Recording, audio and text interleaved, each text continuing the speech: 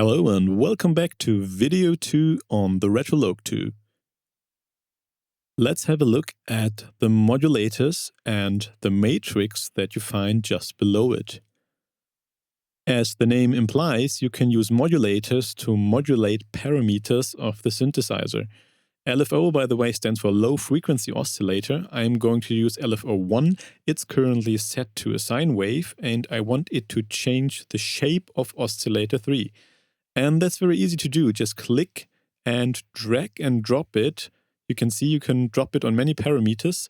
I will place it onto shape. And you can also see it in the matrix. It's now assigned sources LFO1 and destination oscillator 3 shape. You can see it's already working. I will also set the retrigger value to each. So every time I press a note, it will restart the LFO. Let's listen without the LFO. And with the LFO assigned.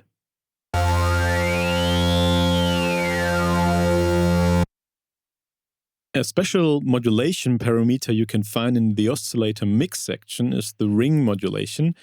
And I will use the sub-oscillator and oscillator 3 for the ring modulation. This is what it sounds like.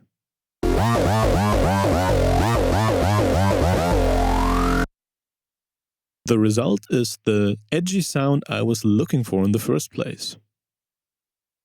Now it's time to switch over to the arpeggiator page. It's currently turned off. I'm going to flick on the main switch. You can see a lot of options here at the top. The trigger mode is right now set to next beat, but of course you can also change that to, for example, next measure or to immediately. I'm going to switch it to immediately. So as soon as I press a key, the arpeggiator will start to play. I have already set up a sequence on the first lane. I have set it to loop, so it will continuously play as long as I hold the key. Of course, we can also set the tempo scale to, for example, 16th notes.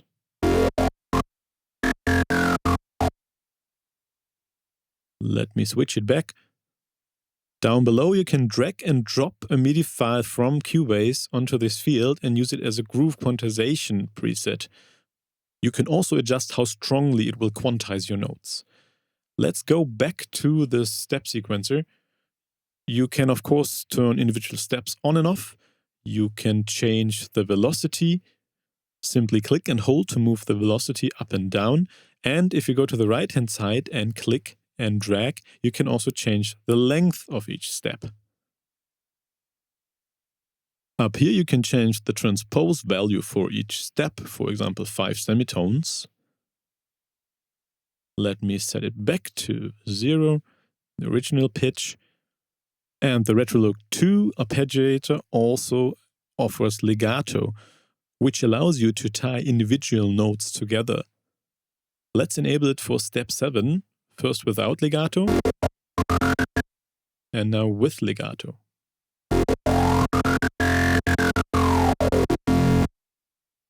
If we have a look on the right-hand side in the export section, you can record the arpeggiator output and also drag and drop the phrase to Cubase.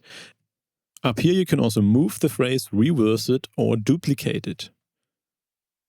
Using the blue arrow, you can also change the overall length of your sequence. So far so good, but the arpeggiator doesn't stop here. Below you can see that we have 3 additional lanes available. Controller lanes 1, 2, and 3. And let me turn on controller lane number 2. I have already set up a sequence again.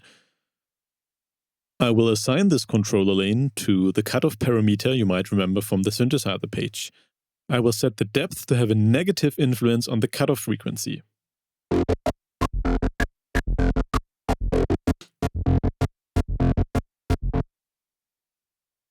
Alright, to wrap it up for this video, let me switch the trigger mode to next measure and also trigger a bass drum sound so you can hear what the phrase sounds like in context.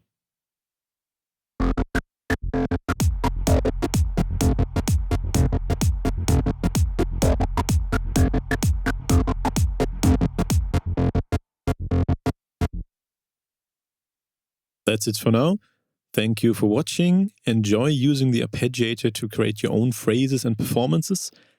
In the third video, we will have a look at the built-in effects of Ritualogue 2.